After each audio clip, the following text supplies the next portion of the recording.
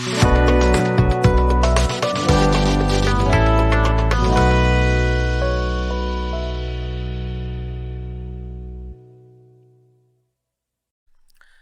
اللہ الرحمن الرحیم.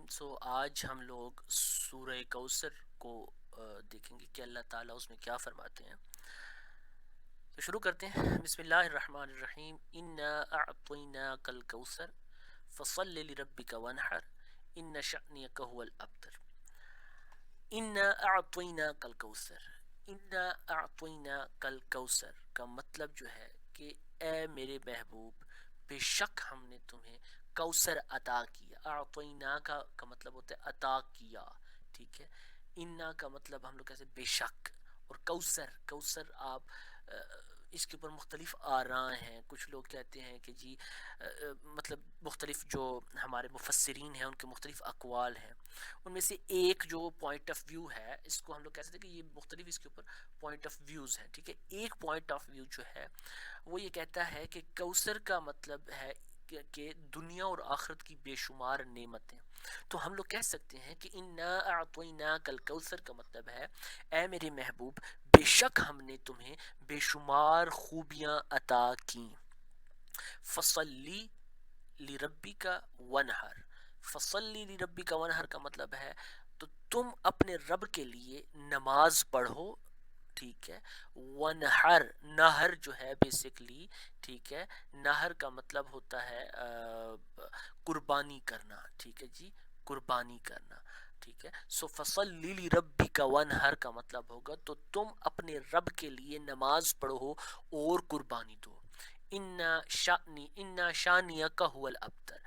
شانیک هو الابتر. اب انا کا مطلب جو ہے ہمارے پاس کیا ہے؟ اس کا مطلب ہے بے شک.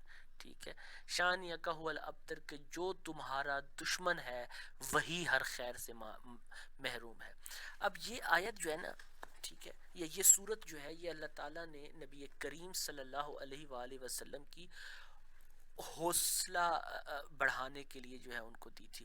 بیسیکلی ہوا یہ تھا کہ نبی کریم صلی اللہ علیہ وآلہ وسلم کے جو فرزند تھے حضرت قاسم رضی اللہ تعالیٰ عنہ، ان کا وصال ہوا تو جو کفار تھے وہ یہ کہنے لگ گئے کہ ان کی نسل جو ہے وہ کیا ہو گئی ہے، وہ ختم ہو گئی ہے. اس کے بعد اب ان کا ذکر بھی نہیں رہے گا. ٹھیک ہے. اور یہ سب چرچا جو ہے، یہ جو سب ایک ہم لوگ کہہ سکتے ہیں ایک ریولوشن آیا ہوا ہے کہ جی کفار کے جتنے بھی اس وقت کے ادیان تھے یا جتنے بھی ان کے دین تھے، ٹھیک ہے، ان کو عرب سے ایک نوجوان کھڑا ہوا اور اس نے ان کو چیلنج کر دیا ہے کہ جی تمہارا دین جو ہے وہ غلط ہے. تم نے جسٹ عوام تم جس خدا کی کیا کہتے ہیں اس کو پوجا کرتے ہو وہ ویسے نہیں کرنی چاہیے. بیکاز عرب میں بیسکلی ان کے مختلف خدا تھے جو کہ ان کے ایک کوئی اللہ تھا اور ایک عزا تھا. ٹھیک ہے.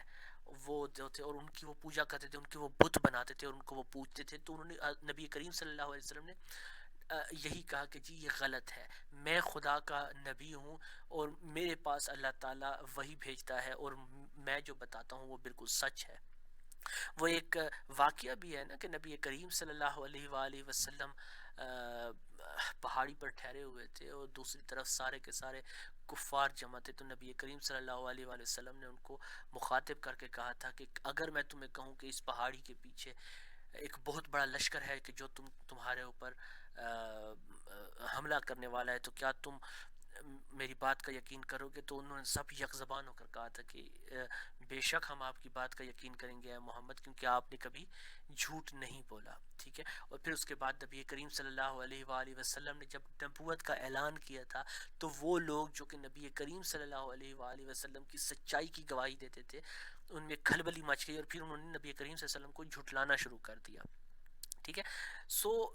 ظاہر ہے مختلف مصائب آئے نبی کریم صلی اللہ علیہ وسلم پر ڈیورنگ ہز پریچنگ. جب وہ تبلیغ کر رہے تھے، اللہ تعالیٰ کا پیغام دے رہے تھے، تو ان کے اوپر مختلف مصائب آئے تھے.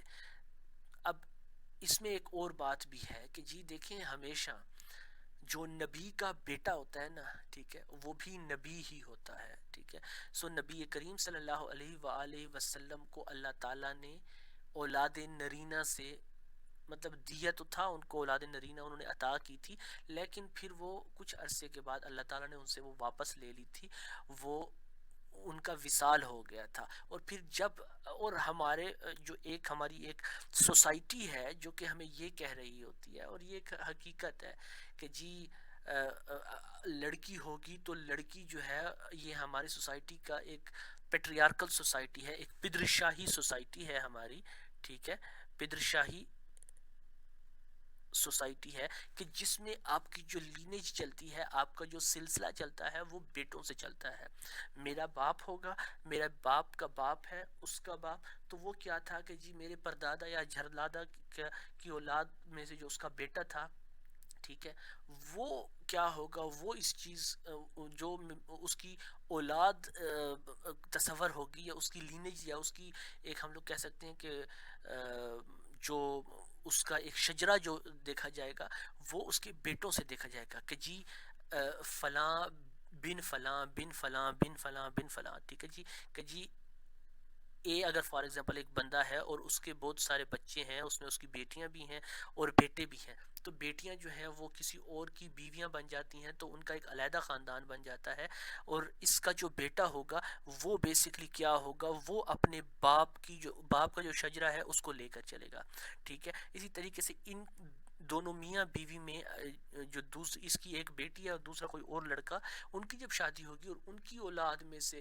جو بچے پیدا ہوں گے، وہ بھی کیا کریں گے، وہ بھی اپنا شجرہ اپنے باپ سے ملائیں گے، ٹھیک ہے۔ سو ایک پیٹریارکل، ایک پدرشاہی نظام ہمارے پاس موجود ہے۔ جب نبی کریم صلی اللہ علیہ وآلہ وسلم کا بیٹا قاسم جو ہے، جب ان کا وصال ہوا، تو کفار نے یہ کہنا شروع کر دیا کہ ان کی نسل ختم ہو گئی ہے۔ اب انہوں نے ایک ریولوشنری سٹیپ جو لیا تھا کہ جی قریش مکہ کے دین کو انہوں نے جو چیلنج کیا ہوا تھا، یا ان کے مذاہب کو جو انہوں نے چیلنج کیا ہوا تھا، اب یہ سب چرچا جو ہے یہ ختم ہو جائے گی، ٹھیک ہے۔ اس کے بعد ان کا کوئی ذکر بھی نہیں رہے گا، ٹھیک ہے جی۔ اور اس پر جو ہے پھر اللہ تعالیٰ نے یہ صورت جو تھی، سورہ کوثر جو ہے، یہ اللہ تعالیٰ نے نازل کی تھی۔ اللہ تعالیٰ نے ان کفار کا رد فرمایا ہے بیسیکلی اس صورت میں، اور اس صورت کا ایک ایک لفظ، بلکہ نفس نزول جو ہے نبی کریم صلی اللہ علیہ وآلہ وسلم کے مقام محبوبیت کو، یا اللہ تعالیٰ سے ان کی جو اللہ تعالیٰ کا نبی کریم صلی اللہ علیہ وسلم کے لیے جو محبت تھی، اس کو بیسیکلی یہ بیان کرتا ہے۔ آپ کے جو گستاخ تھے، یا آپ کے جو دشمن تھے، ٹھیک ہے جی، ان کو اللہ تعالیٰ جواب خود جو ہے وہ دے رہا ہے اس چیز میں، نعوذ باللہ اس صورت میں جو اللہ تعالیٰ خود ان کو جواب دے رہا ہے، ٹھیک ہے۔ So this was all about today, will see you next time, اللہ حافظ۔